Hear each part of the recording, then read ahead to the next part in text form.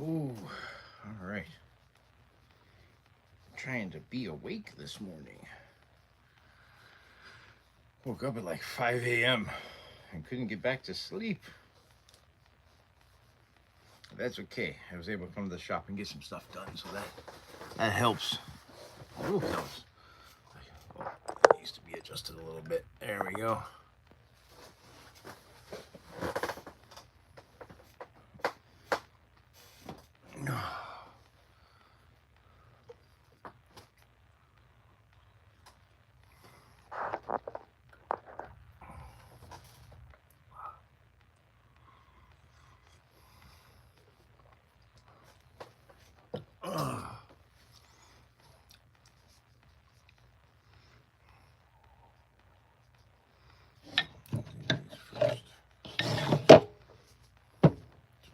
Clean my hands before I do that.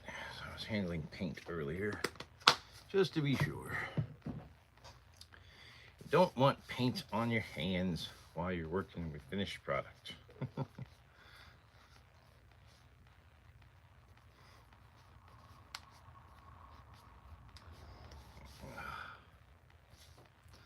It was weird yesterday for Saturday Staining. We had a lot of people show up, which is weird. I normally don't see a lot of people on Saturday Staining.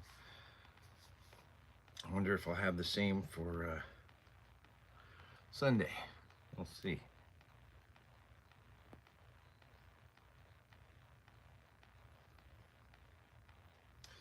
I got some steaks to cord up first.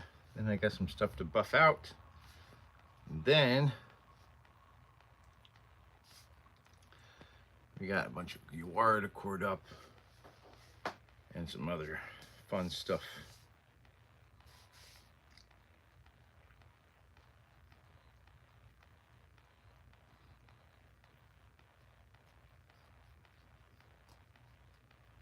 Morning, everybody.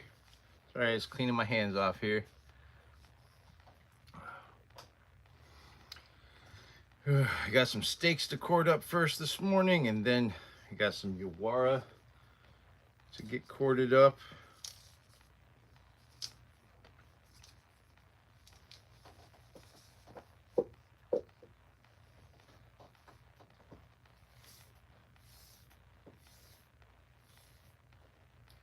How's everybody doing this morning?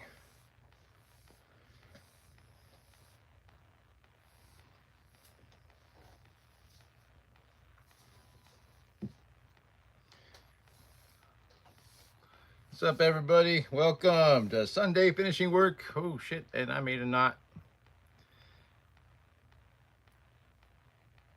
What's everybody up to this morning? Why are you guys up this early?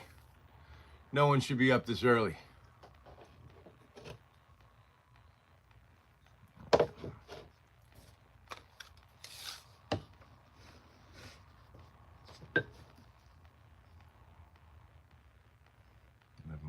.5, so that's the 7-inch mark. So when you're making a vampire steaks, pro tip, you always need at least 6 inches of stabbing tip.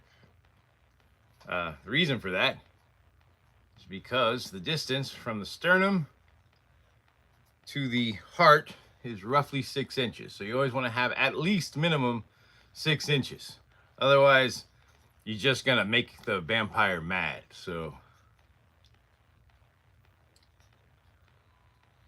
actually, you know what? I don't know. What do you guys think? White, or should I go with black? I feel like the white doesn't really contrast very well. What do you guys think? Yeah, I think I changed my mind. I think I'm gonna go with black. I think black's gonna look. See, try not to break it while I'm doing that. Black, I think, is gonna look better.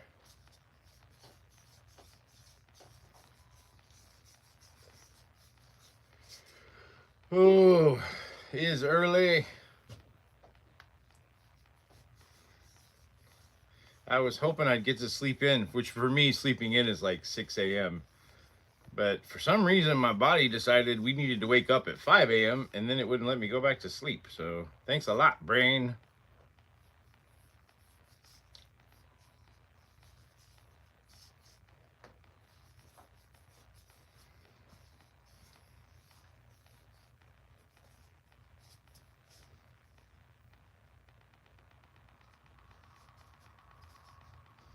Oh my god, come on, string. Cooperate. Cooperate. Alright. Yeah, so I changed my mind. We're gonna do black on these. The wood on these stakes is pretty light. And I think it's good to have some contrast, some color contrast between the handle and the wood. So we're gonna do black.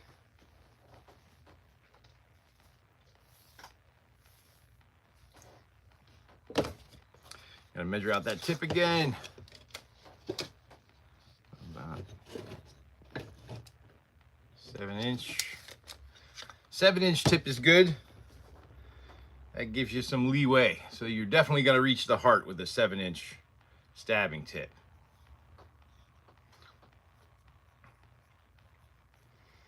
Because if you have under 6 inches, if you go to stake a vampire with a stake that doesn't have at least 6 inches of stabbing tip, you will not reach the heart. The vampire will not die, and you will have managed to piss it off.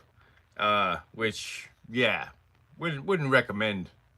If you're fighting vampires, failing to kill it and pissing it off at the same time, probably not recommended.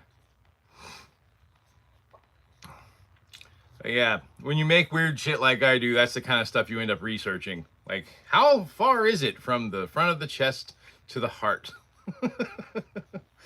And the answer to that is 6 inches.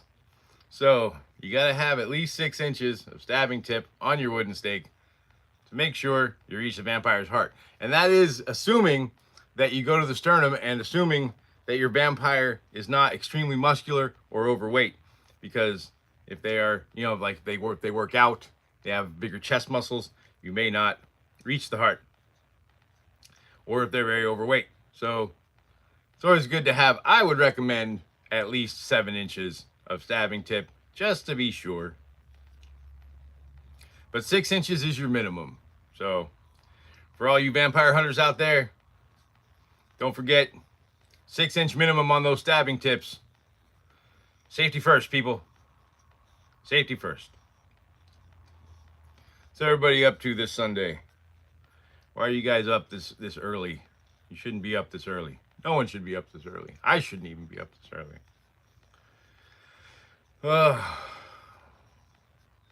And what's worse is I was up earlier than I even wanted to be today, which sucks. My brain was like, hey, it's 5 a.m. We should wake up and stay awake and not go back to sleep. It's like a weird reverse insomnia, you know? But yeah. But I appreciate you if you're here and you're awake. You're either up early or up late, one of those two.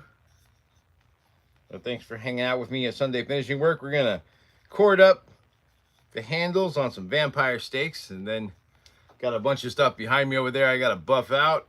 And you got some Yawara I gotta cord up. Palm sticks.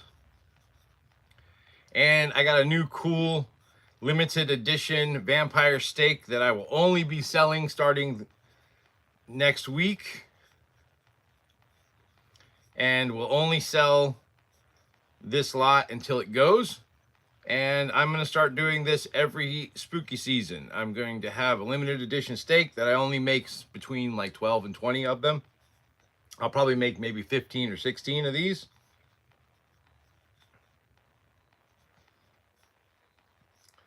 Of these, not these, but the limited edition ones, which I'm going to show you guys later. Probably make like 15 or 16 of them. And then that's it. I won't be making them again.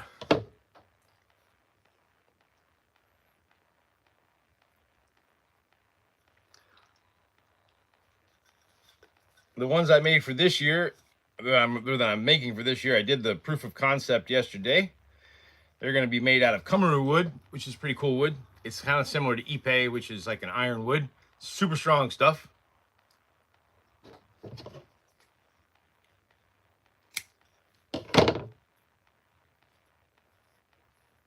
going to free up the tips here. And there we go. That's one vampire killing stake down.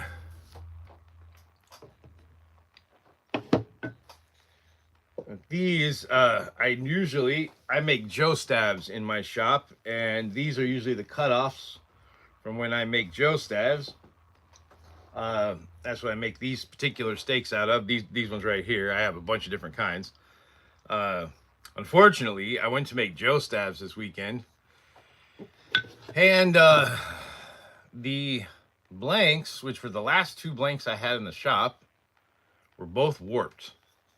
And I am not selling warped Joe stabs. So it looks like those Joe stab blanks are just going to all end up being steaks, which kind of sucks. But I refuse to sell warped Joe stabs in my shop.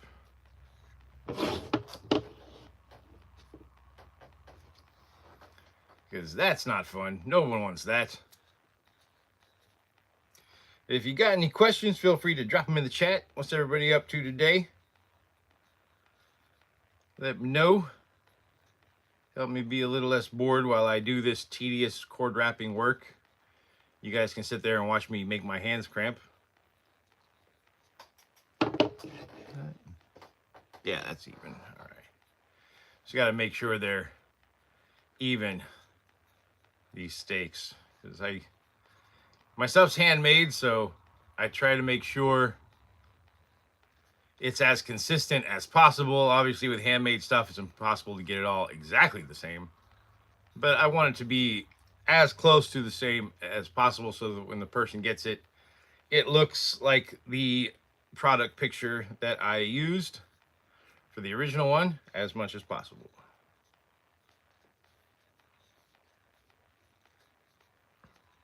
And if you got any questions about vampires or vampire hunting or the shop or props or what I do over here at Warrior Wooden Props, feel free to drop those in the chat. We're just getting projects done this Sunday.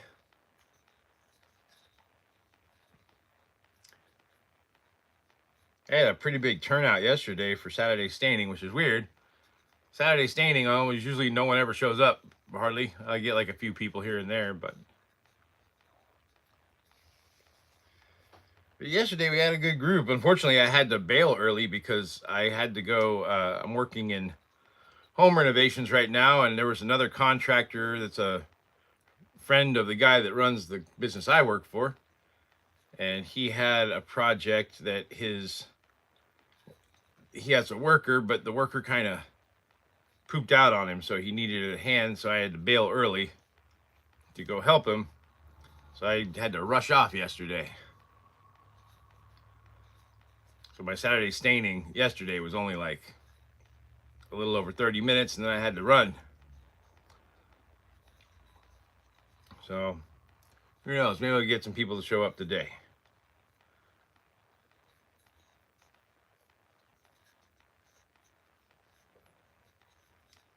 Oh, I wish I could take my glasses off.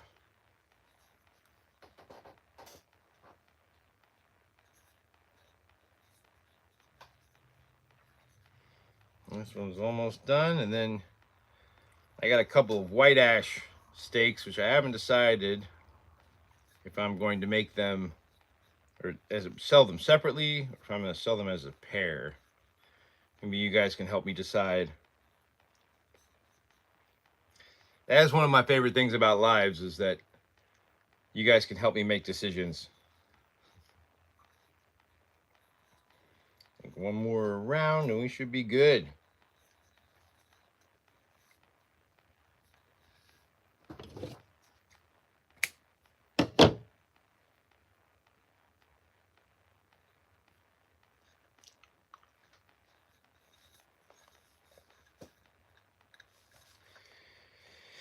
And this handle wrap that I do, I pretty much do the same handle wrap every time because this is a basic friction fit cord wrap. You have an anchor line that goes down the side, and you just wrap around that anchor line as you go down, then you tie the ends together. And the reason I do that is because it is very easy for me to do, but it's also very easy for the customer. So if the customer buys it and wants to replace it, or has an oopsie and it comes off somehow, it is not very difficult for them to replace it. When you do fancy cord wraps and stuff, you know, it's harder for the customer to figure out. So, and it looks good. It gives a nice even coverage all the way down. There we go. So these are done. Now I've got these. These are white ash. I have a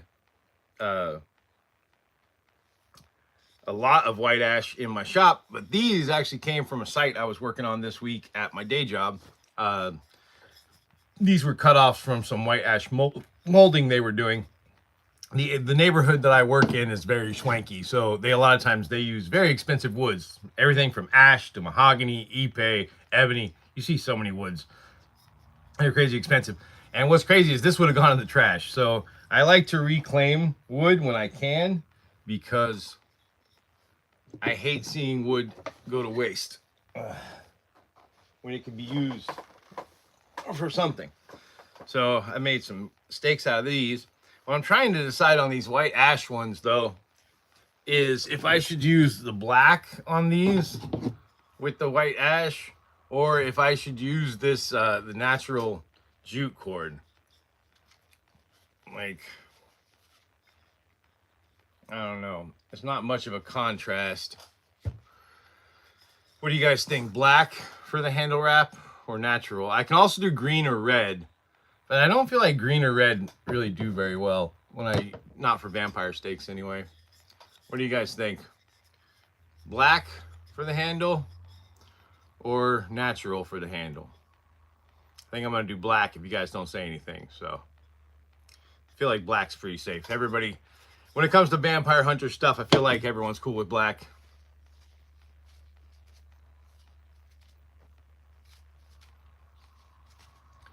What's up, everybody? What's everybody up to this morning? Talk to me while I do this. You guys is boring. I need some conversation, please. Help me be less bored. Now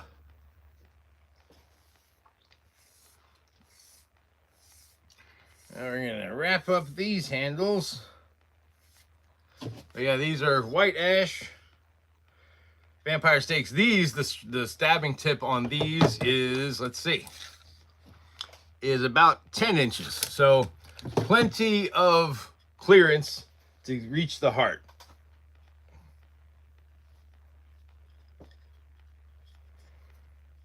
As I said earlier, and as I feel like I say every time I'm on here working on vampire stakes, you got to have that minimum 6-inch stabbing tip in order to make sure you reach the heart.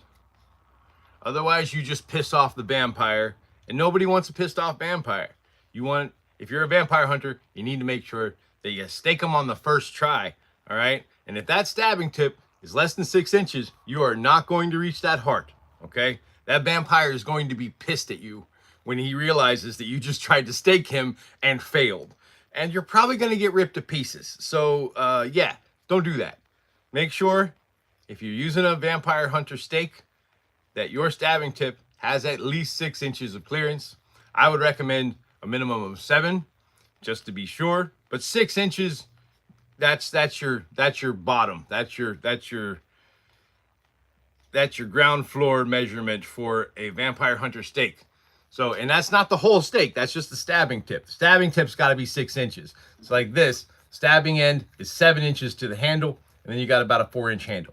So you want to make sure that from the end of your handle, from the top of your handle to the stabbing tip, you have at least 6 inches. I would recommend 7.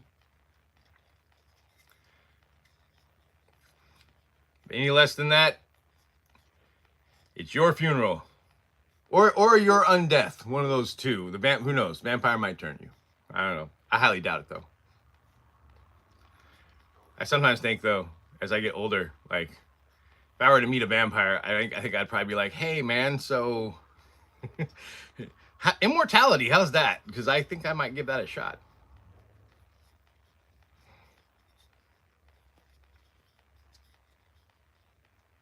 What do you guys think? Hunt the vampire or let the vampire turn you?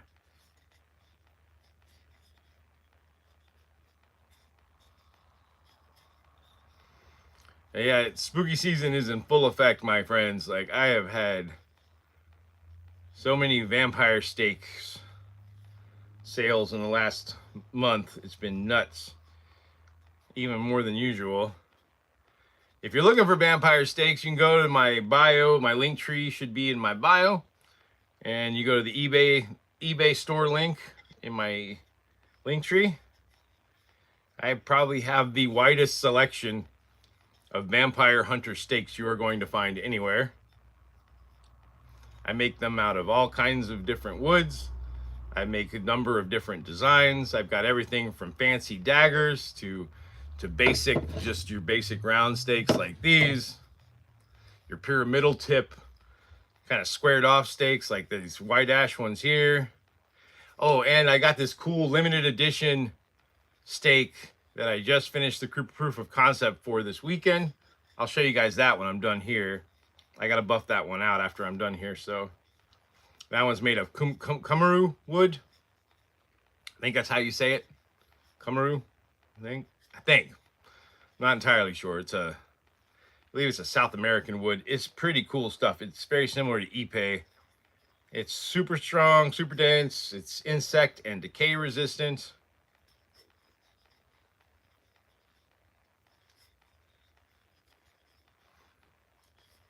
And it looks super pretty. One more round and I think we're good. Woot woot.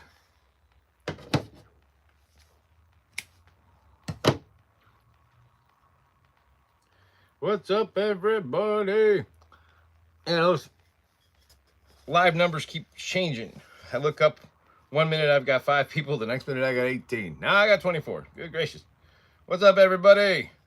Welcome to Sunday Finishing Work. We are talking about killing vampires this morning. So if you got any questions about killing vampires, I'd love to answer them. If you don't, I'm just going to sit here and talk about how to kill vampires. Oh, one thing about killing vampires that most people don't know is that there are rules to staking a vampire. In most movies, they just show you stake them, and even in some, you can stake them and pull the stake out, and the vampire still dies. That is bullshit, according to the original lore. The original lore for vampires states that, number one, you never ever stake a vampire with an evergreen wood, okay? Like pine, fir, any of the evergreen woods, you never stake a vampire with an evergreen wood stake. And the reasoning behind that is that in Wallachia and Romania, where the vampire lore kind of originated, yeah, they saw evergreen woods as a symbol of immortality. And since vampires were immortal beings, the theory behind it was that if you stake a vampire with an immortal wood, the vampire won't die. And there is some lore out there from way back that says that if you were to stake a vampire with an evergreen wood, not only would you not kill it, there is a chance you could accidentally make it stronger, which I feel like is not something you want to be doing if you're trying to kill a vampire. Now, the question is that lore accurate or not? And I think the immediate question after that is, do you want to test that? If you're fighting a vampire, it's not the time to be testing theories, man. So my recommendation, if you're fighting a vampire, never use a stake made out of evergreen wood. So that's rule number 1. Rule number 2 with staking vampires is that once you stake a vampire, you never take the stake out. The stake needs to stay in its heart. In a lot of the older lore, the stake itself doesn't actually kill the vampire. What it does is it kind of freezes the vampire in a sense. It renders them kind of almost in like a state of suspended animation. So when you stake the heart, they can't move. And it's not like they freeze in place, but it basically makes them like they appear dead, but they're not actually dead yet. So from there are some problems. So if you were to like stake a vampire and it dies, right? Or looks dead, and then you don't do anything else after that, if that vampire's corpse ever falls under the light of the next full moon, the stake will be pushed out and the vampire will resurrect. So how do we get around that? Well, that's because there's more steps after this. The next step after you stake the vampire is you have to chop off its head and burn the remains. And that is the only way to be sure. The other way that they had in old lore was to bury it, chop off the head and bury it. So if you don't do all those steps, you have not ensured that you have killed the vampire. A stake alone, usually not enough. You got to do some extra work. Now, in Romania and Wallachia, they had, for a while in the like 18th and 19th centuries, they sold a very popular item, which was a vampire prevention coffin. You can look this up. It's fucking true. They had a vampire prevention coffin that was very popular that sold. And these coffins had a guillotine blade in the lid right at neck height. And at about where the heart would be, there was a wooden stake attached to the lid. So when you closed the coffin, it would stake and behead the corpse. Then you would then bury them. So that way you were making sure that your loved one did not come back as a cursed member of the undead horde. They were all about efficiency when it came to vampires in Romania. So that was their answer to that issue. You know, no muss, no fuss. Close the lid and your vampire problems are solved. They kind of automated things. But if you're tangling with a vampire that's already turned and out of its coffin, you want to stake it first. According to the lore, silver also works for stakes. I'm not so sure about the silver thing though, because here's my issue with silver is that like in all supernatural creature lore, they almost always have silver. What do I think started the vampire lore? Okay, we're going to go there. So there are two things that I think contributed to the start of vampire lore. One is the plague. During periods of plague in Europe, tales of vampires would spike around the time there was a plague. The problem back then was during the plague, a lot of people died, right? But a lot of people meant that like you were dealing with a lot of bodies and they didn't exactly have like high-tech medical instruments to determine if a person was alive or dead. They just felt for a pulse or put a mirror under their nose. And if the mirror fogged up, they were alive because they were breathing. If it didn't fog up, they were dead. A lot of people got buried alive. Now you got to remember also, because so many people were dying, they didn't have time to dig like full 6-foot deep graves for everybody. So a lot of times they would dig shallow graves, kick the body in, cover it with the dirt and call it good. So I think what would happen is they would mistakenly think people were dead. They would kick them into these shallow graves. The person would come to probably in the middle of the night, realize they had been buried alive and try to go home. And when they would try to go home, the people in the house would probably bar them from entry thinking, oh God, they're undead. Because that was pretty much the assumption. If you thought someone was dead and they came back, your assumption was they were a ghoul or a vampire or some kind of supernatural creature. So that's where I think came the you have to invite them in part, because you know, they'd be like, hey, can I come in? Like, I live here. And they'd be like, no, you can't come in. And the person would leave. And so that's how I think that part started. The other thing that I think contributed to the vampire lore is, so, and everybody knows what LSD is, right? Acid. So in acid, what we call LSD, comes from a chemical that's extracted from a fungus called ergot. Ergot grows on wheat and it's black. And so back in the day, during times when there was plenty of wheat, they would pick out the black grains from the wheat. Usually like servants would pick them out. Now, sometimes the servants would keep that black grain, take it home and make bread out of it. So they were basically making LSD bread.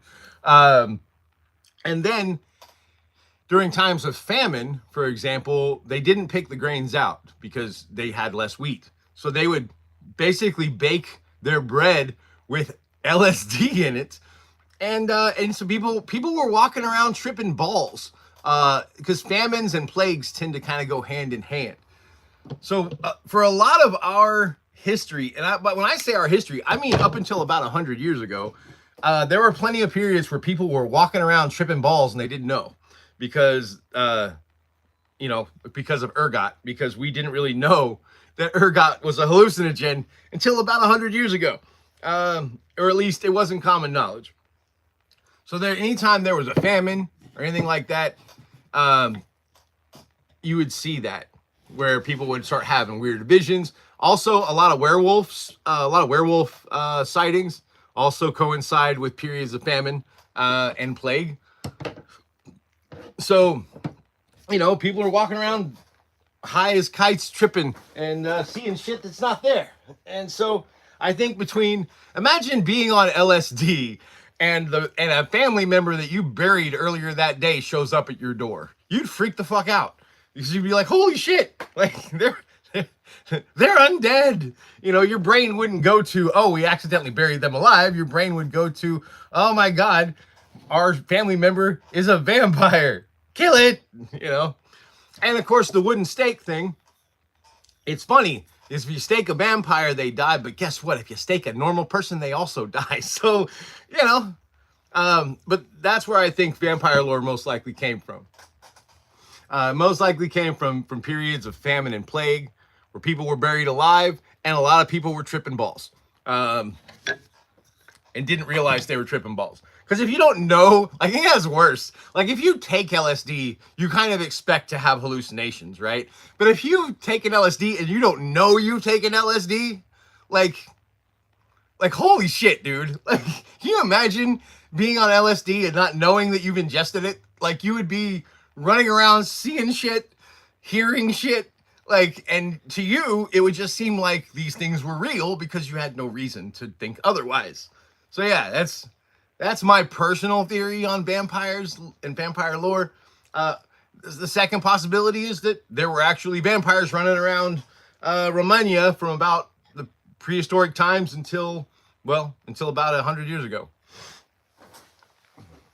Like there's recorded history, by the way, of vampires. Like we have records of vampires. Like if you guys ever want to read something really interesting, look up Peter Plagojewicz. It's Plogojowitz. Plagojewicz. Peter Plagojewicz. Basically, the MK Ultra experiments, exactly. Yeah, they were basically doing the MK Ultra experiments on themselves, is what they were doing. By the way, welcome, Dale. Thanks for the questions, man. This has been fun. I gotta go buff some stuff off. I'll be right back. I'll be right here, but you'll be able to see me. I gotta do some buffing. We gotta buff the wood. Buff the wood. Buff the wood. All right. I sold out of broadsword / crusader sword wasters, well, the white ash ones anyway, last week, so I had to make a new one. I'm running out of white ash and I'm not going to be getting any more, so if you want one of the white ash bouquin or wasters, I highly recommend getting them soon because I'm probably only got enough white ash to make a few more of them, and then that will be it, because white ash is very hard to come by these days. Ash in general is hard to come by because there's a beetle that came over from Asia that really messed up the ash forest here in the US. So only time I get it is when one of my vendors has somebody who had an ash tree that got like naturally downed by like a storm or something like that. So, but yeah, and all of my wasters are guaranteed, as always. If you buy a waster or a bouquin from me and it snaps or cracks or breaks when it should not, such as during sparring, I will replace it free of charge. All you have to do is send me a picture, tell me how it broke so that I can make sure it wasn't a design flaw, because if it was a design flaw, I want to make sure I fix that design flaw. But my wasters and bouquin are used by SCA, HEMA, Boo-Hurt, Armored Combat guys. Like in the last almost 4 years, I've only ever had one person come to me and ask me for a replacement. And that person kind of screwed up because they were using an unpadded steel practice dummy that was embedded in concrete. So, you know, if you smack wood against steel, over and over. Like it'd be like snacking it against a steel pole or something outside, like a telephone pole. Yeah, it's gonna break. A regular sword would break. But this is what I'm most proud of right here. This is my limited edition stake for 2025. I'll be making probably, I don't know, somewhere between 12 to 15 of these, and then that's it. I will not be making any more. This is made of kumru wood. It has a spiral grooved handle. It has a tapered pyramidal tip. And actually, it's not pyramidal. It's more tipped bladed. But we gotta buff it so it stays nice and shiny. And then I'm gonna put it back over there and let the tung oil finish curing. But yeah, these look really cool. It's hard to see it really well on camera because it's hard to see all the contours and stuff, but I like it. I spent a lot of time on this. I sand these up to 2000 grit, so the finish is perfect. And it has a nice little tip there and the handle. But yeah, these will go up on the shop next week. This was the first one I made. I've got to make a few more. Each one will come with a certificate so that you know which one you got. This one will be 202501. It'll be the first one for this year. Hey, what's up, Ryder? Welcome. Thanks for the likes, everybody. Yeah, there we go. We're talking about killing vampires this morning because I'm making vampire steaks for spooky season. So we just went over all the rules for killing vampires. Well, not all of them. We went over the rules for staking vampires.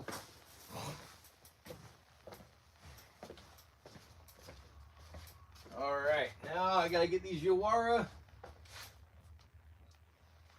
We're gonna cord up some Yawara next.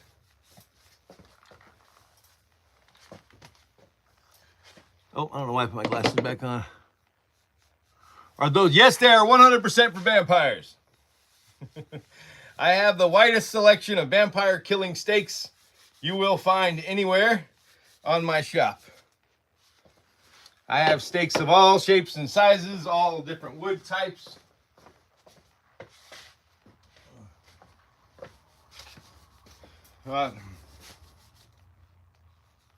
Some of the other misconceptions from pop culture on vampires is like garlic, for example. Garlic doesn't actually harm vampires. It's more of a deterrent. And again, that comes back to the plague. There was this weird period in human history where people thought that bad smells caused sickness, right? And because they thought bad smells caused sickness, like, I don't think if you ever seen like a plague mask, which plague doctors wore. It was like a leather mask. They would stuff that full of like potpourri because they thought that the smell of the potpourri would keep them from getting sick. The weird thing is the plague masks actually worked because they were covering their mouths, so they weren't breathing in germs, and it was filtering out like some of the germs, so they were less likely to get it. So they came to the right conclusion just with the wrong logic. So yeah, but garlic was a common one. They thought garlic staved off illness and plague. So because vampirism was kind of seen as like a sickness, they believed that vampires would not be able to stand the smell of garlic because the smell would overpower the bad smell of the illness. It's kind of a weird thing.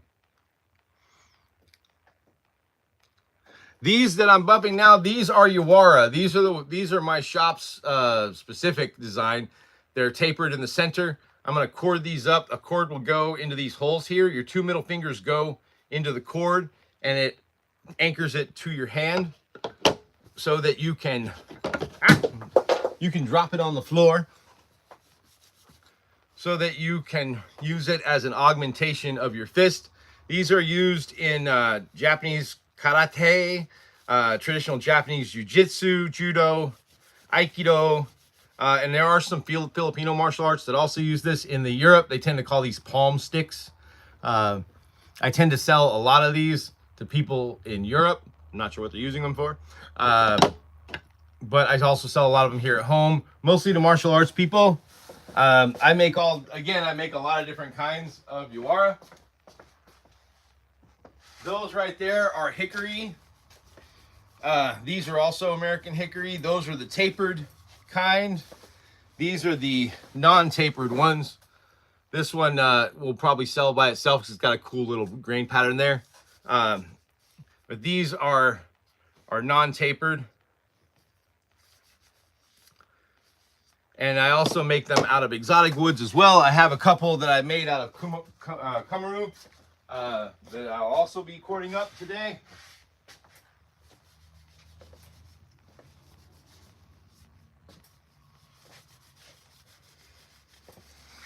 All right, just a couple more and then we'll cord these up.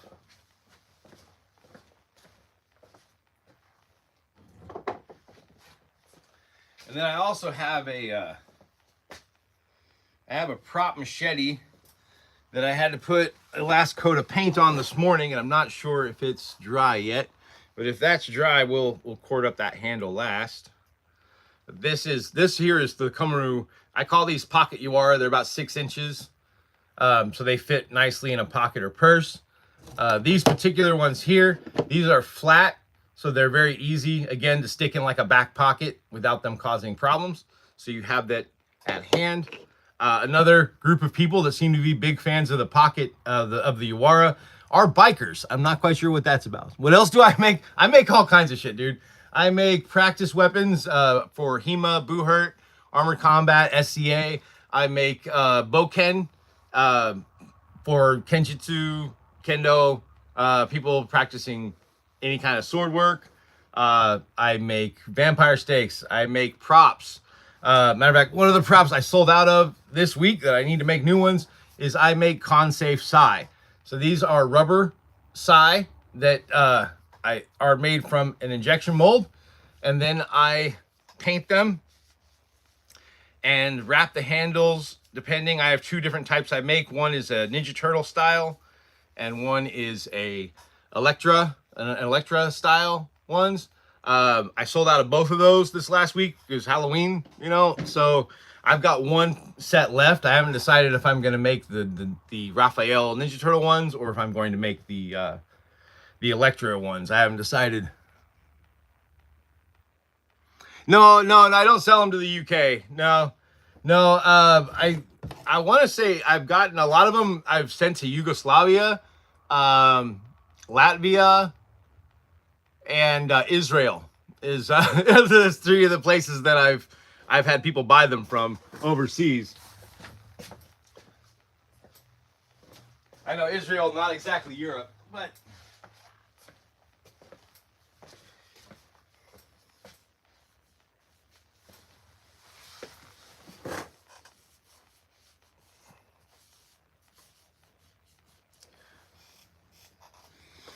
yeah, the only thing, one thing that I do make also, or that I used to make, I don't list it anymore, but I'll make them by request, are custom bow stabs. And I get a lot of orders for custom bow stabs in England, for people that study martial arts. I do get a lot of orders for that. I haven't made a custom bow staff since last year. Just haven't had time to really add that back on the shop. But I'm going to in the near future.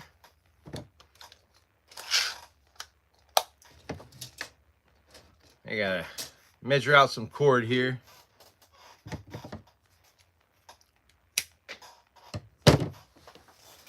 Oh, if I can pick that up. There we go. But I make all kinds of stuff. If you want to see my full inventory, just go to my bio. And if you go to my link tree that's in my bio, you'll see the link for the eBay store. But I make props, Yawara, vampire stakes, wasters for European combat. I make boken for Japanese and Asian martial arts. I make donbong for Hapkido, which are similar to Yawara. I make props for costume. Matter of fact, in the other room there, I've got a machete, a prop machete that I finished painting this morning. And I'll go check after I finish doing these. I'll go check and see if that's dry. And if it's dry, we will wrap up the handle. You know what I need to figure out though? I've got these Kamaru Yawara, and I kind of want to use paracord for those, but I'm trying to figure out what color is going to look best. I've got like blue, black, red, brown. I don't know. I think red or blue might look kind of cool with that. Do I make nunchaku? Yes, I do. I do make them by custom order. I make prop nunchaku. I have a type of prop that's all plastic and foam. It looks very similar to the Michelangelo nunchucks from the cartoon, from the original 90s cartoon, and late 80s, early 90s cartoon. So I do make those. I have made nunchaku by request, custom ones. The last set I made though, I don't know. The reason I stopped listing the customs was because the last time I had a customer come up, they asked me to make a set of Michelangelo nunchucks. They wanted it made out of like pipe and pipe ends and actual metal chain. So they wanted them to look like they've been made in a sewer. So I made a pair. I made 2 sets of these Michelangelo. Like they weren't props. Like these were functional nunchuck. But the problem was once they were finished, the customer wanted me to send them to them and didn't want to pay me. So I still have those. As a matter of fact, I need to probably figure out how to sell them at some point. But I do make nunchaku. I can do chain or string depending on what the customer wants. But to be honest, if you need nunchuck, probably be cheaper and easier to just go buy them. Mine are going to be pretty expensive, making them by hand, unless there's just like something specific that you want, like a certain type of wood or a certain measurement that you can't find with the standard nunchuck. That's usually why I get custom orders. When I get a custom order for nunchuck, that's usually why, because it's something they want, something specific that they can't find available online. That tends to be a lot of my custom orders, actually. A lot of my custom orders tend to be stuff that that people want but just can't find. You need a new pair of wooden ones. Your chain broke. I mean, there are ways to repair the chain. It would be up to you. You could either repair the chain but if my recommendation to you would be either go to eBay and send me a message with some pictures of what kind of nunchuck you're wanting, or if you want to send them to me and have me repair them, I can do that as well. Or you can go to warriorwoodandprops.com. At the top of the main page of my website, you'll see a contact me for custom orders button. Just click on that and you can send me an email. It'll contact me by email through that button.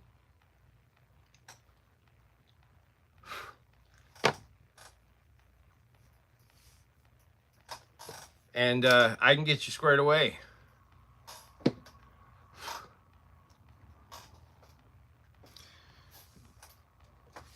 But yeah, that's always the downside with nunchuck, is that like usually if they break, it's not the shafts that break. It's the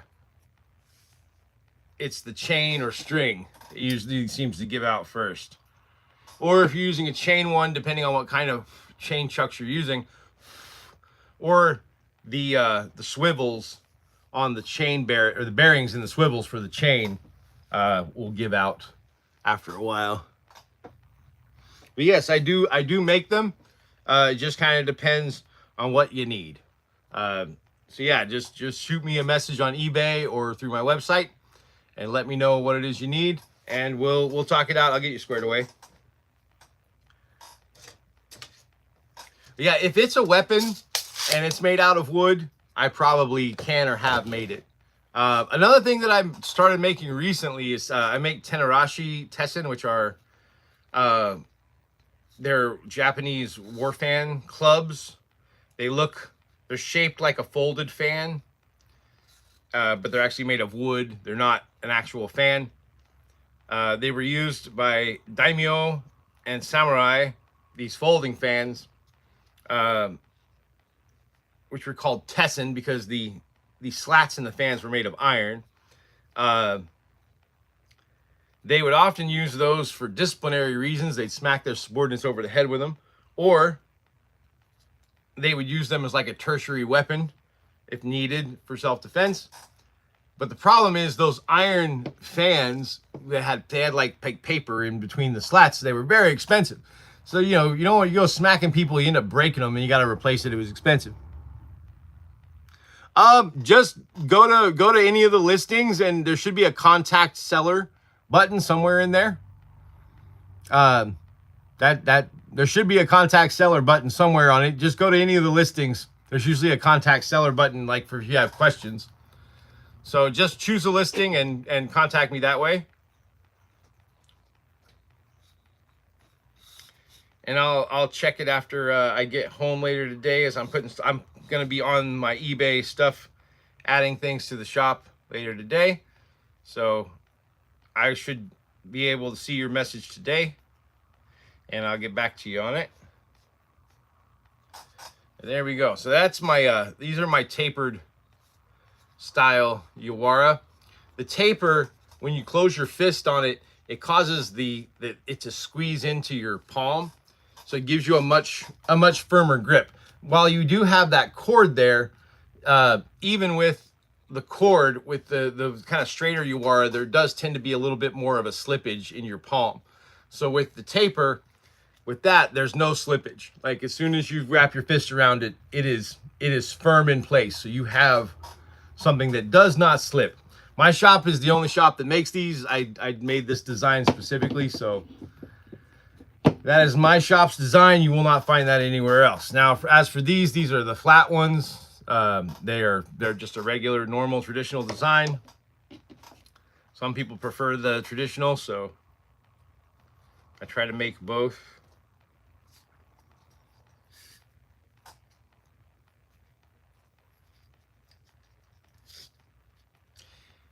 And for these flat ones, I tend to use a cotton cord instead of paracord. Just because due to the flat surface, there does tend to be some shifting like in the hand. And with paracord, because it's plastic and nylon, it tends to cause some chafing. So with the cotton cord, you don't nearly get as much chafing or rope burn with it. So, but I leave plenty of cord when I make these, so that when you get them, you can adjust it. Some people have big hands, some people have little hands, so you can adjust these knots to whatever length feels best for your hand. Then you can cut these off, and you just take a lighter and melt off the ends like you saw me do a minute ago, and they're ready to go. So that one's done. I got one more of these flat ones to do. And then I've got these Kamaru ones, which I don't know, I think I've decided on blue. Maybe, I don't know. I'm feeling indecisive, people. What do you guys think for these, for the Kamaru? You think blue would look good? I got blue, red, brown, black. I also have hot pink, but I don't think I'm gonna do hot pink. Not that hot pink wouldn't look cool, I just don't think a lot of people would buy it. And that's the other thing also, when you get these, if you want to change the cording, like that's not an issue. Like you just literally undo the knots, pull out the lace, or cut it, pull out the lace. And because over time, as you use it, those knots will get tighter and tighter. So eventually the knots probably will be in a state where you can't untie them. So at that point, you just pull it out, cut one end of the knots off, and then slide it out. And you can replace the cord with whatever you want. I once had a guy, it was so funny, he wanted a Yawara, but he said he wouldn't buy it because he wanted it to have leather, like a leather cord. And I'm like, well, I mean, you can replace it. Just buy some leather shoelaces and replace it. He didn't want to do that, so I charged him for the extra for ordering the leather lace and lacing, and I laced one for him with leather and sent it to him. It's what he wanted. So I guess some people just don't have time to do stuff.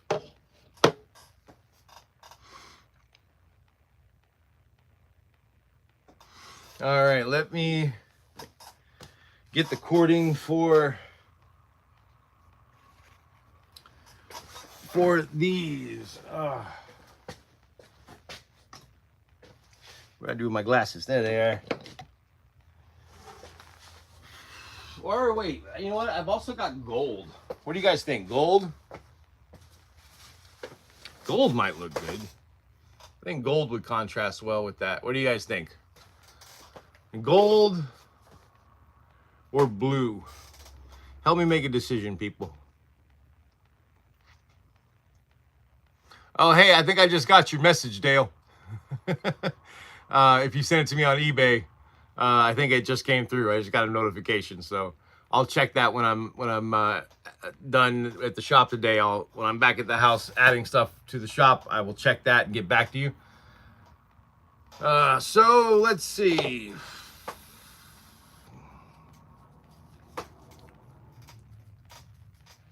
You know what? We're going with it. I'm going with the gold. No one objected. It's too late. You fucked up, Aaron. You should have spoke up. But no, I'm just kidding. But we'll do gold. I think gold will look good. All right.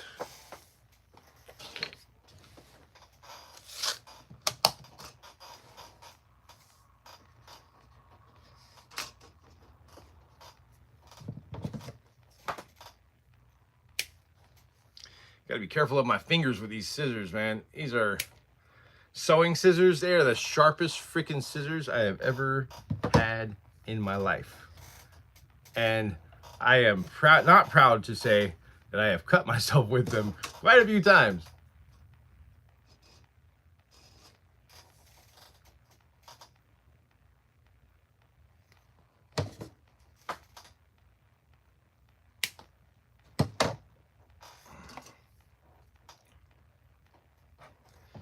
But yeah, sewing scissors are very sharp. Yep, I got your I got the notification that your message went through, so I will check that later, probably later this morning once I get back to the house. I've got to add all this stuff to the shop, so I will oh shit. Did not wait long enough to do that. All right, there we go. And I'll check out what you want and get back to you. We'll get that figured out.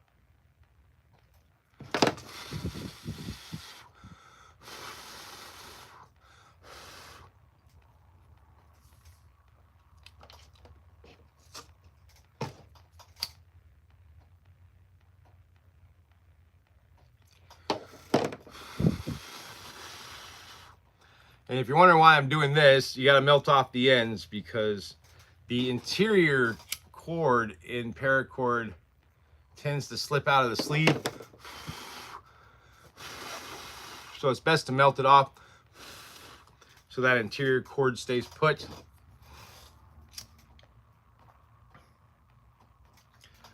And I do it on the cotton ones too, just so it doesn't look all frayed. I mostly just do that for aesthetic reasons. All right, there we go. And these are gonna be my last couple of Yawara this morning, and then I'm going to go check on that prop machete and see if that's ready for a handle wrap or not.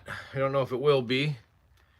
I just finished painting it this morning at like 6 a.m. so I don't even know what time it is. 8:30. It's been a couple hours, so maybe it's dry. I don't know. We'll see. Let me put this away. But these pocket Yawara, I make, these are about 6 inches usually. I think these are just a little longer than 6 inches. Let's see. These are 6.5 inches. But I usually make them around 6 inches to 6.5 inches long. I make these out of Purple Heart, Padauk, Zebra Wood. I've got a bunch of black walnut, which, by the way, the black walnut ones that are in my shop, those are the last ones I'm ever going to make or sell, because I now have a sensitivity to juglone, which is a chemical that's in walnut when you sand it. So I can't even touch black walnut anymore without it causing me respiratory problems. So I don't touch black walnut anymore. At least not raw, not unfinished black walnut. And so if you want a black walnut one, I would highly recommend getting them before they sell out, because I'm pretty sure they're going to sell out over the holidays this year. But after those sell, I will not be making any more.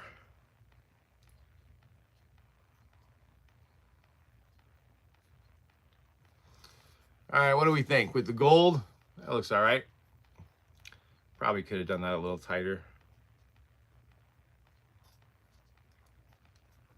Oh, I keep forgetting to take my glasses back off so that I can see.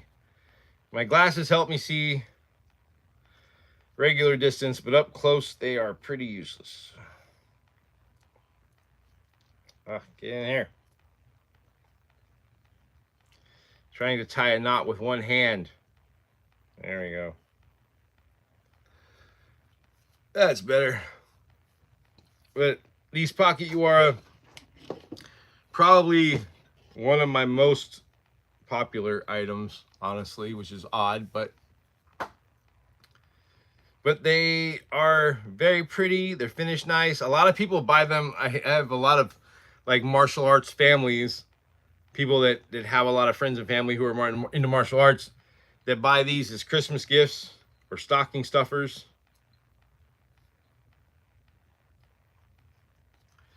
I have this one lady, usually like every Christmas, she gets a hold of me for a custom order, and she wants 6. I don't know who these 6 people are that she buys these for, but she'll usually buy 6 of like 1 or 2 different kinds of Yawara for the holidays.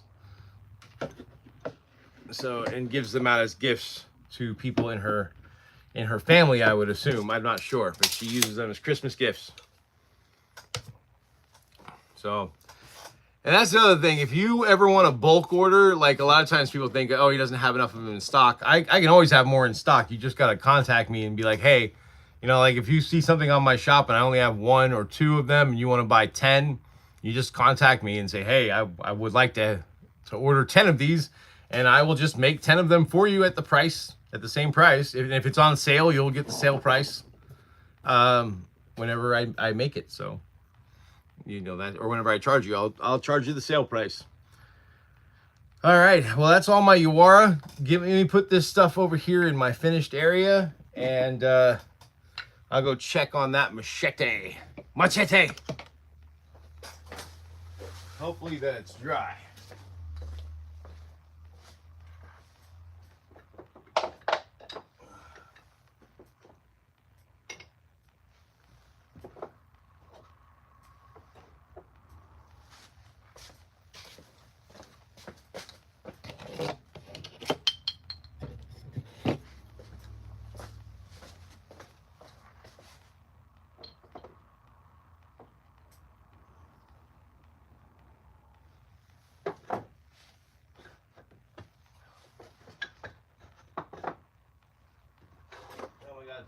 There we go. All right. And these white ash steaks, what do you guys think? I'm trying to decide if I should sell these as a pair or separately. I think separately. They're pretty long. Yeah, I'm glad you did too, Dale. I always love it when new people find me. I know that my my stuff is kind of niche, but it seems like when the right people find me, they know what I'm about. They know what I'm about. They know what they found. They found the shop that makes all the weird shit. All right, let me be right back. I'm going to check on this machete real quick.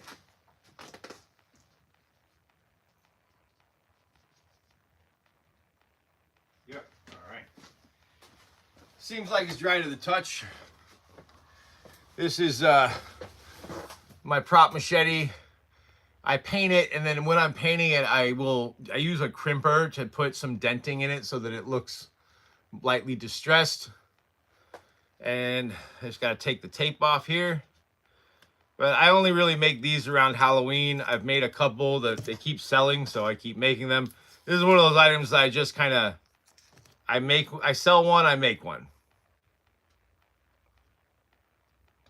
I just got to get this tape off without scratching it. There we go.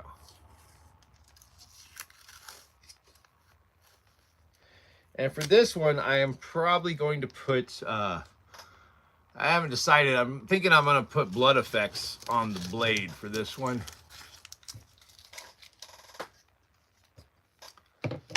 So for these, I use black paracord for the handle. Just got to see if I've got some black that I can use. I'm pretty sure I do.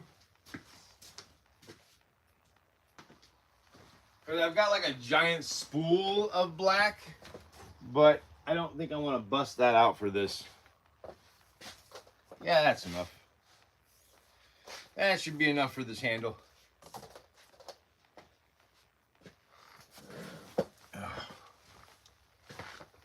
And this is going to be my last project for today, peeps. So if you got any questions about killing vampires or supernatural creatures, I actually just wrote a book for DK Publishing on supernatural creatures. It's for kids. It's like an encyclopedia of supernatural creatures. It's an illustrated encyclopedia. That one's for DK Publishing. I publish under the name Nathan Robert Brown. That's one of my other jobs. I'm a mythologist and a writer. So I write books on mythology and weird shit. I wrote The Complete Idiot's Guide to World Mythology, The Complete Idiot's Guide to Zombies, The Complete Idiot's Guide to Werewolves, The Idiot's Guide to the Paranormal. I've written books on Grimm's fairy tales. I wrote a book on the show Supernatural called The Mythology of Supernatural. And then I've written, I wrote a illustrated encyclopedia for DK Publishing, or helped write. I wasn't the only writer on it. I wrote an illustrated encyclopedia on supernatural creatures for DK Publishing, and I wrote just this last year, I helped write an illustrated encyclopedia on legendary heroes. And right now, I'm not writing this one, but I am the lead consultant. They're doing a new one called The Unknown. It's about weird shit, like Bigfoot and UFOs and stuff like that. Oh, wait, you know what? I forgot. I got to beef up this handle first. Because this wood is so flat, what I do is I use hockey tape to kind of beef it up a little bit so that it's not so flat.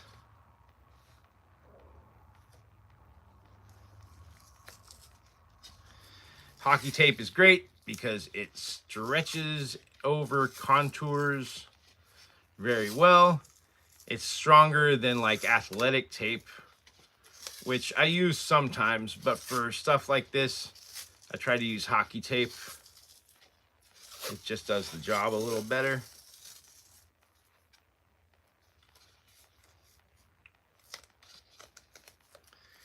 But while I'm working on this last thing, if anyone's got any questions, feel free to drop those in the chat.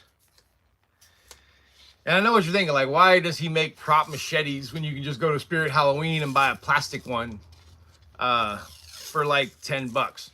Well, the reason is those plastic ones look like plastic. You know, they, like, when you're walking down the street, no one looks at it and goes, oh my God, does that guy have a real machete? No, they see it and they think, oh yeah, that's a plastic machete. These, from a distance and on camera, they look real, which is what I want. But they are not. They are safe. I tend to sell these to people that are doing Jason Voorhees costumes.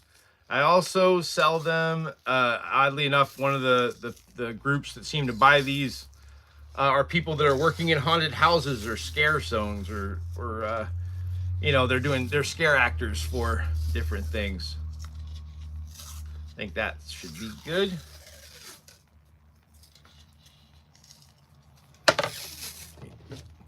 me cut that instead of tear it so that it's, there we go. Don't want it to be unnecessarily ugly. All right, and there we are. So now we're gonna cord wrap this bad boy.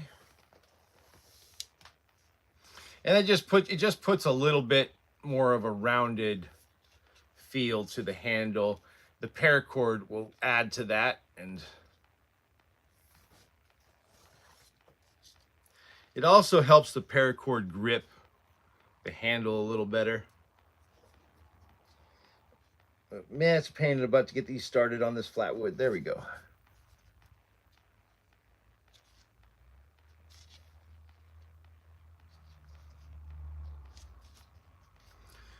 So as I finish up this last prop, if anyone's got any questions, drop them in the chat. Also, if you like what you see, feel free to like and subscribe. If you see anything you're interested in, my link tree in my bio has the link to my eBay shop. If you're interested in a custom order, you can contact me through eBay, or you can go to my website, warriorwoodandprops.com. Use the contact me custom orders button at the top of the page. You can contact me that way if you don't want to use eBay. Unfortunately, my Shopify store is not functioning right now.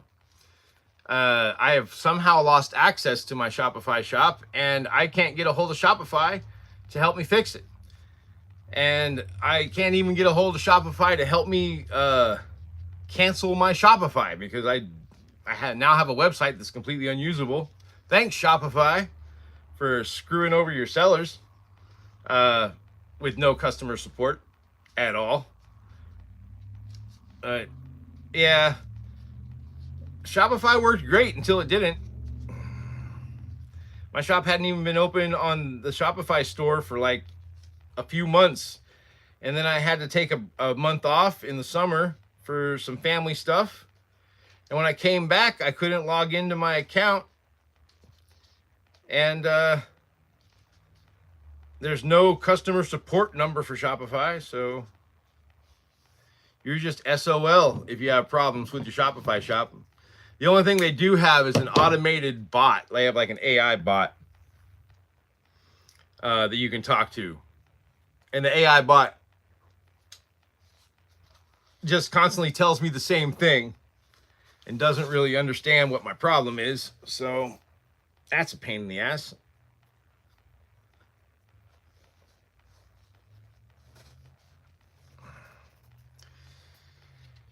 There we go. Now we're going to cut that. And then we're going to melt these off, and we're going to attach them to the handle so that they're not just sticking out.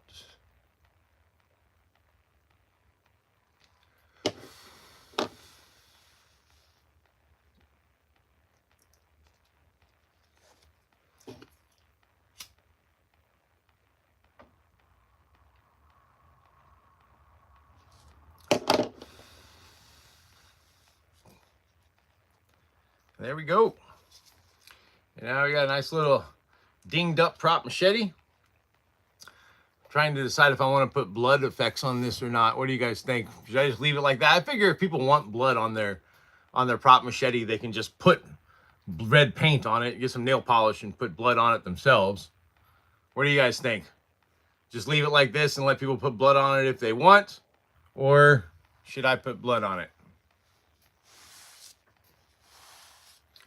You guys are terrible at helping me make decisions this morning.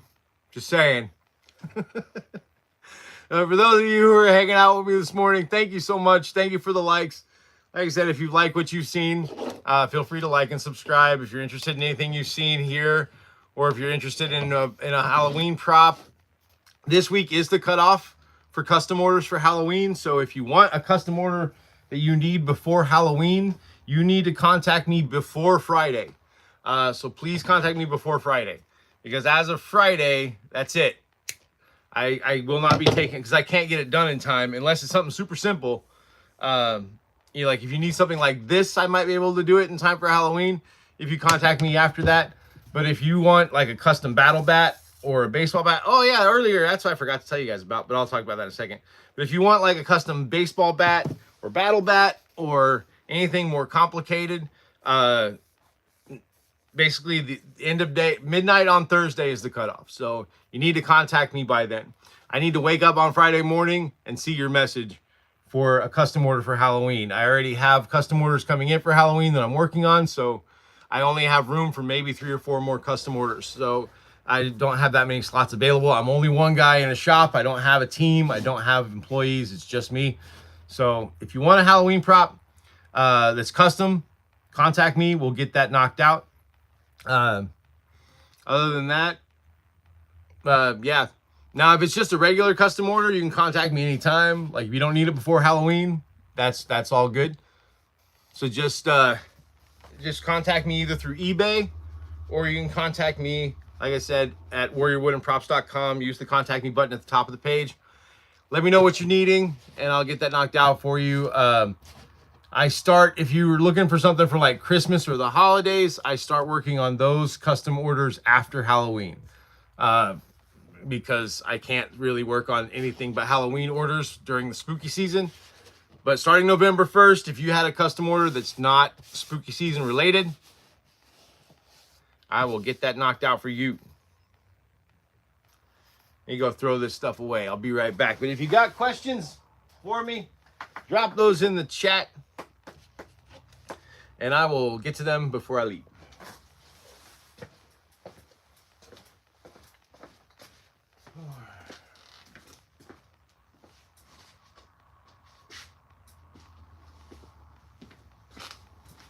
And I just realized also, so like one of the other things I make in my shop, probably my favorite thing to make, is I make custom battle bats. You guys want to see one? I'll go get it. I'll be right back. I'll show you guys what I mean by a custom battle bat.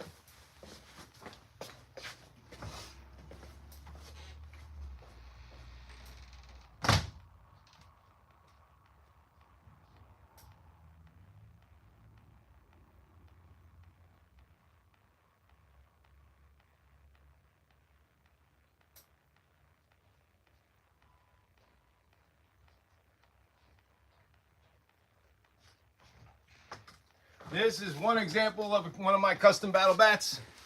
This is the Bat Axe. I call it the no-brainer. It is a functional axe bat. It has a table saw blade that's been cut in half, fully embedded into the bat with plumber's putty and industrial epoxy. These blades are not going anywhere. I don't want to hit anything with it because I don't want to break anything in my shop. But yes, and also it is configured so that the teeth of the blade face down in both directions. So no matter which way you swing, you get teeth going in the direction of your swing. But these, I make these custom. Thank you for the likes, everybody. This particular one, I had somebody who wanted I think it was called Days Gone. It's like a zombie video game. They wanted an axe bat for that, so I made one for them that was specific to the video game. And then I made this one for my shop separately as a proof of concept. Usually when I get custom orders, if it's something I haven't done before, I make a proof of concept first to make sure that it's going to work. This was my proof of concept that I made first. And hey, what's up, Jacobe? Welcome. So this is one of the ones that I made first. I call it the no-brainer. And then I made the second one for the client and sent that one off. Theirs wasn't fluorescent orange. They wanted it to look like the video game, so it was just natural wood that I kind of distressed a little bit and gave it a basic like athletic tape wrap and put the saw blades in. But I think this one looks fun. I like the no-brainer thing. So. But yeah, I make custom these. You can go to my shop, just look up custom battle bat. Now, if you want something simple, like you're just wanting a regular custom baseball bat, don't use that listing. Contact me first. Actually, even if you're going to use that listing, contact me first and let me know what it is you're wanting. Because there is a chance that what you want, if it's not as complicated as something like this, that I can do it for you cheaper than what that listing is. Also, everything in my shop right now is 13% off, including battle bats. So it's 13% off until November 1st. So if you go to my store right now, everything is on sale, including customs. So, and if it's a custom, like an unlisted custom, I will still give you 13% off when it comes time for you to pay. So, but yeah, so go to my eBay. You can find the listing. Just look for custom battle bat, or just go to eBay in general and search for custom battle bat, and this will come up. And you go put this back in its home. This also is on sale, by the way. This particular bat itself is available on my shop right now. So, so feel free, if you're interested in this, it can be yours. So, and it is on sale right now. Let me go put this away. I'll be right back.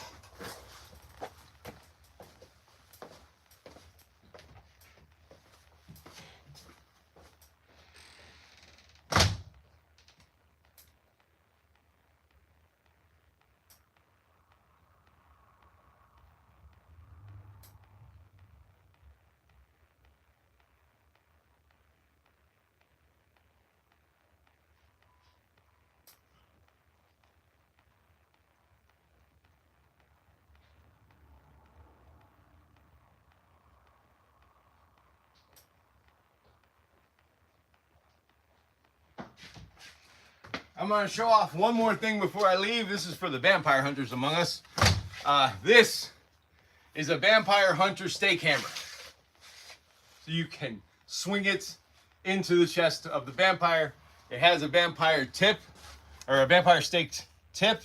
It has a natural wood hammer head made out of southern live oak. I left it rough so that it looks rough. It's got a black paracord handle. The shaft is hard maple.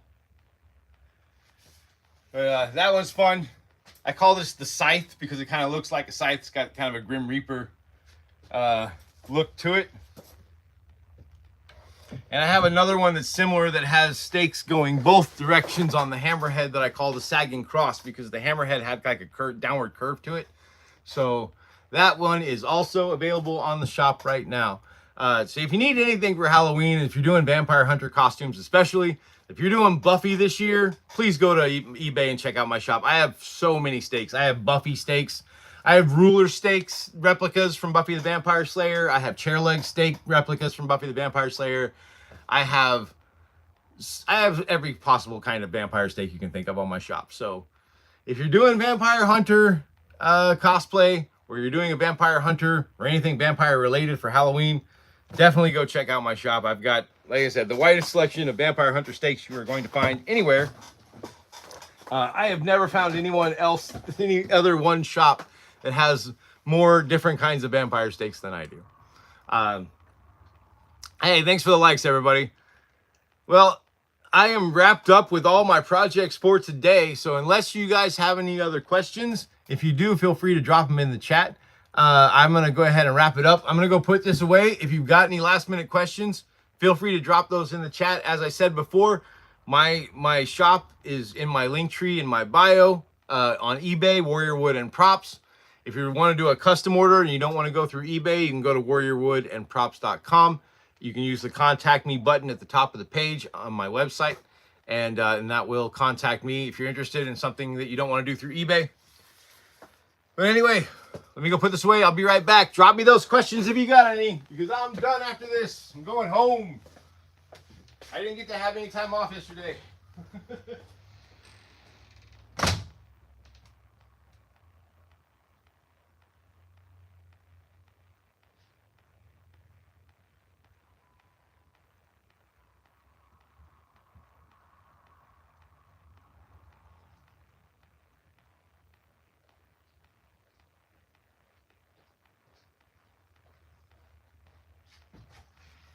You know what I could do? Does anybody want to see a sneak peek of something that I'm working on? That I will be working on soon? Let me go get it. This is going to be fun. You guys are going to love this.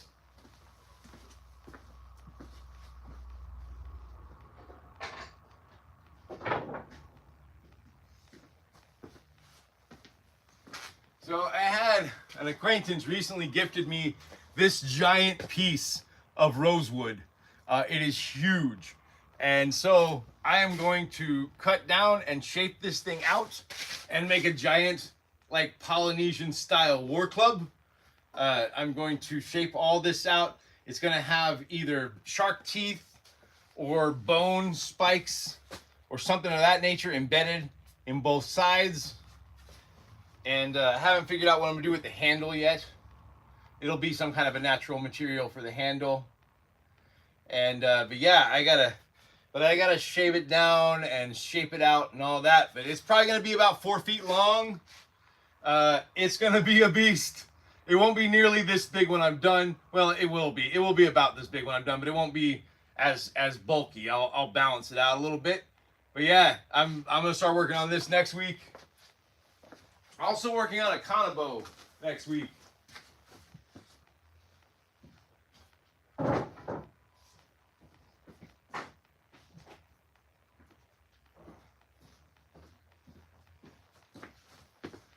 So a couple weeks ago, I had a guy come to me because he wanted a custom kanabo, but unfortunately for him, the day after I ordered the wood, he got laid off from his job and had to cancel the order. You know, it's the economy. Everybody's going through it right now.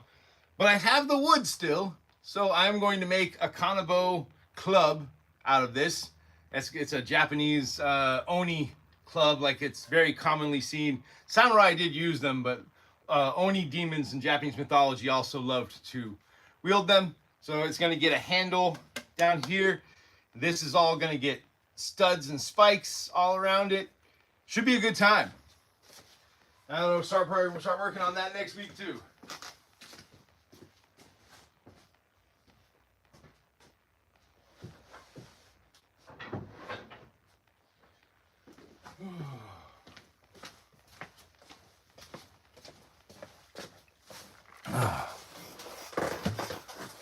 Let's see. You always cosplay as a vampire, so carrying stakes makes your character look suicidal somewhat. Well, you never know. Maybe your vampire is like a rogue vampire, so other vampires are trying to kill her. So you see, so you need vampire stakes to protect yourself from other vampires. That should be your backstory. See, you gotta come up with a backstory for that. So your backstory is that that your vampire is a rogue vampire, and other vampires are trying to kill her. So you need to have the stake to protect yourself. You got one of the bloody vampire bats, don't you, Jagave? So you could already say, like, yeah, like, this is what happened to the last vampire that messed with me. Oh, that's another thing I can show off. You guys want to see a vampire bat? I don't mean the animal. I love puns. Give me a minute. I'll go check it. I'll go grab a vampire bat, and then we'll be done with show and tell. And I will call it a day.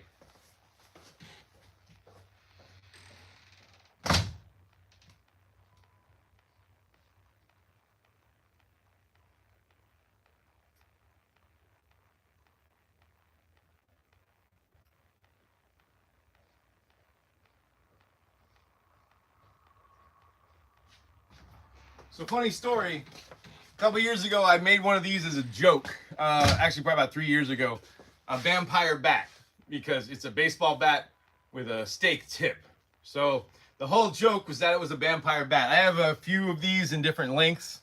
I usually only list them one at a time, but these are on the shop, the vampire bat. So that way you can smack the vampire, then you can stake the vampire. It's a lot of fun. You're welcome, Jagger. Yeah. So I make these. They have just a basic white athletic tape handle that I distress. I don't know how well you can see that. There's distressing on camera, but to make them look a little dirty and used. You don't want your stuff when you're doing vampire hunter stuff. You don't want it to look too clean. I learned that the hard way. When I used to make vampire hunter stuff, I would always try to make it look as nice as possible, and very rarely do people want that. They usually want their stuff to look kind of used and dirty. So the vampire bats, these are also available on my eBay store. The perfect accessory. The first time I made one of these, the first person that ever bought them, he sent me a picture, and I don't have it anymore. I wish I did. But he did like a New York Yankees like costume for and spattered it with blood and he said he was a baseball player vampire hunter, or a baseball player in the vampire apocalypse kind of thing. And so he carried around the vampire bat the whole time, which is fun. Halloween is probably one of the only times of the year you can walk around with something like this and no one's going to question you on it. So, and you're not going to get in trouble with the cops. By the way, a lot of my stuff, please don't carry it in public unless it's Halloween, because you will be arrested, especially the battle bats, man. I've never had anyone busted or had anything bad happen as far as I know with any of my battle bats. But yeah, if you buy it, please check the laws of your state, because I know one person that bought one of my bats, put it in the back of, like, the back window of their truck on, like, the gun rack. I think they lived in, like, Montana or somewhere out in the middle of nowhere where no one cared. But anyway, so that's the vampire bat. And that is it for show and tell for me today. If anybody's got questions, I'm going to go put this away. Last chance. If you got questions, stick them in that chat. Otherwise, I'm calling it a day.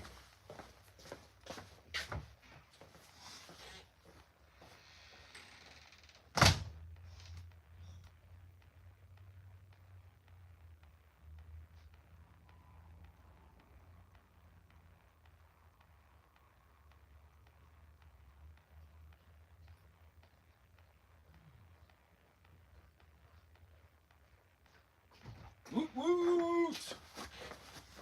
All right, party people. All right, so you got no more questions, you guys. Thank you so much for hanging out with me this morning. I really appreciate it. I am live every Saturday around 12:30 p.m. Eastern time when I do all of my staining.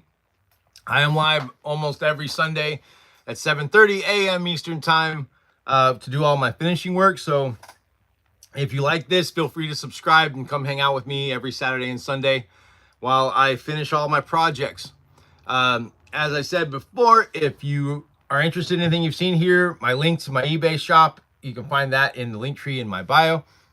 And if you're interested in a custom order, contact me through eBay or go to warriorwoodandprops.com. Use the contact me custom order button at the top of the page, and I'll get you squared away. I am so tired, you guys. I am working like crazy. I keep selling out of stuff this year for spooky season, so it's been nuts. But that's a good problem to have. I'm thrilled about it. So, but if you need anything, go check out Warrior Wood and Props on eBay.